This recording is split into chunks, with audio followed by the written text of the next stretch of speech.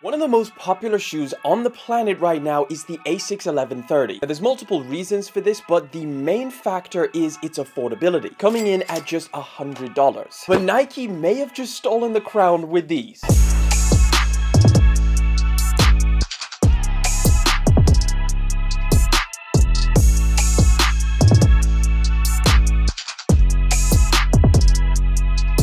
Regular Nike box, nothing special about this. But this is the Nike V5 RNR, a completely new sneaker design, which is kind of odd. Usually when brands release a retro runner, it's a design that has been drawn from their past, either an exact re-release or something very, very similar. But Nike just released these out of nowhere, which isn't a pair of shoes that exists in their catalog. Like, it's technically a new design. But I guess they had to work pretty quick to have a reply to ASIC's absolute dominance right now. So why exactly should you care about this pair of shoes? Well, it retails for just $90 or £75 here in the UK. And as I go through all of the details with this pair of shoes, you'll realize how insane that price is. Now, to figure out how good this pair of shoes is and if it's going to be the next big thing in this under $100 sneaker category, I've compared it side by side to a lot of my favorites and a lot of the greats in this category. So the ASICS 1130, the New Balance 740, and of course what Nike currently offers as their under $100 retro runners, the P6000 and the Initiator. Now, interestingly, for Nike's catalog, as I was doing this comparison,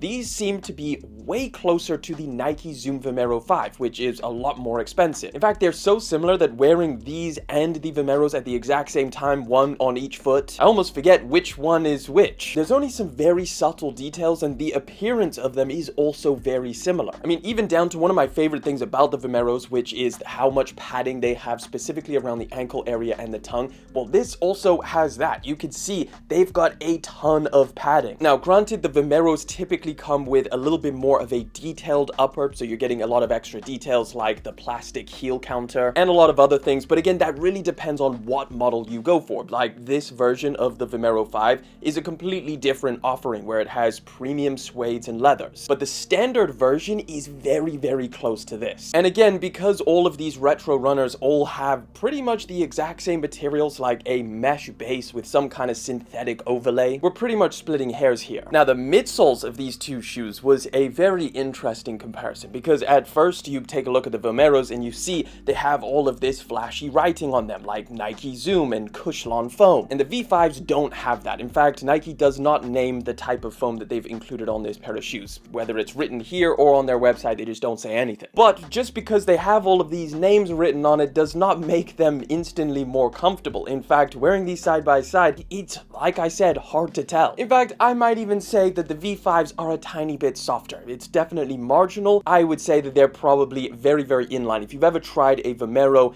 it's a close feeling underfoot to these V5s. Now, keep in mind, those Vomeros cost a lot more money. They retail for about $150, $160. So if we compare this pair of shoes to what's a little bit more in line with that, the P6000s or the Initiators, which are both around that $100 price point, that's when the comparisons get a little bit more crazy because they feel like very different shoes. The Initiators, to start off with, are definitely not nearly as comfortable. In fact, they feel pretty solid underfoot. The P6000s are definitely a little bit more comfortable, but still not in this league. These also just feel and look like they have more going on. You just feel like you're getting a lot more for your money with this pair of shoes. So why the hell is Nike all of a sudden releasing such a seemingly great value product? I mean, that's not typically what we know Nike for. Well, right now there is a war going on, and Nike is really in the middle of it. The past few years, Nike has been getting absolutely fired at, not just by people on YouTube, but also a bunch of different blogs have been writing articles about them saying that they're lacking innovation, they're not making anything new, and they're just kind of boring. They've also been criticized for their aggressive U-turn going in the direction of direct-to-consumer selling, leaving the retail store shelves wide open for competitors like ASICS, Hoka, and On Running to come in and become a lot more popular. And as you know, that brings us to today, where On, Hoka, and ASICS have all become super popular, and it's kind of scaring Nike. So this specific category, the super popular retro runner style that almost every brand has some kind of model in, the two most popular have been the Asics 1130 and the New Balance 740, or the 530 before that. Nike really hasn't had any model that's been that compelling to compete with them until now. So I do kind of feel like this pair of shoes wouldn't exist without all of this crazy competition going on in the background, and Nike kind of feeling like they have to start offering a lot more in terms of affordable products that fit the trends that's going on right now. But I think it is worth mentioning that with all that being said, this is still a retro runner design, which inherently means that there's only so much you can do in terms of material and overall quality. Like, of course, these follow the same blueprint which all of the other brands use, which is having a mesh base with synthetic overlay. So you're not getting anything crazy in that department. However, I will say that the mesh they've added on these is really soft, which allows a lot of movement in this toe box area, which obviously leads to more comfort when you're walking around. These are also very breathable, not just with the overall mesh, but you do have these two side panels on the medial and lateral side, which you can see they've added holes in there, so they're a lot more breathable. A pretty unique addition to the design of these is this 3D rubberized Nike swoosh, which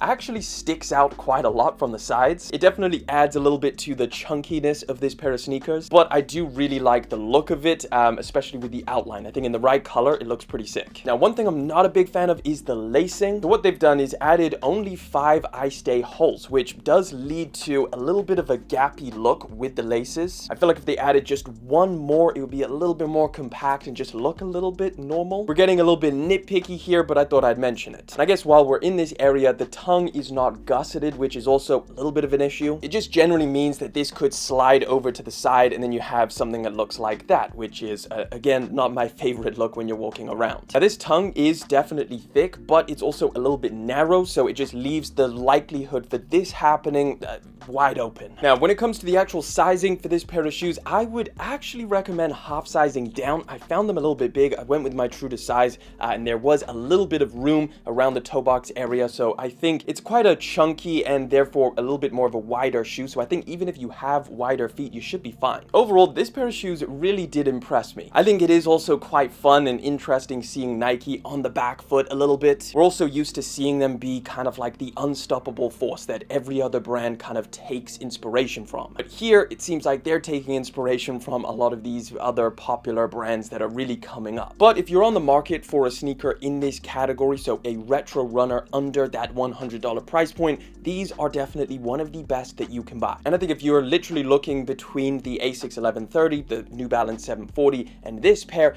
it almost comes down to just personal preference of the appearance. They're all relatively similar, and again, there's a bunch of different versions of the other two. This one only has 4 different colorways currently on the website. I think there's a green one, this brown one, a white, and a black version. But they're all good options. They're all super comfortable, and I'm glad we just have more choices now. But hey, let me know what you guys think of these down in the comment section. Do you like the look of the Nike V5 Runner, or would you prefer some of the other designs like from Asics or New Balance? Let me know your thoughts down in the comments. And of course, if you want to watch another video, just click that one right over there.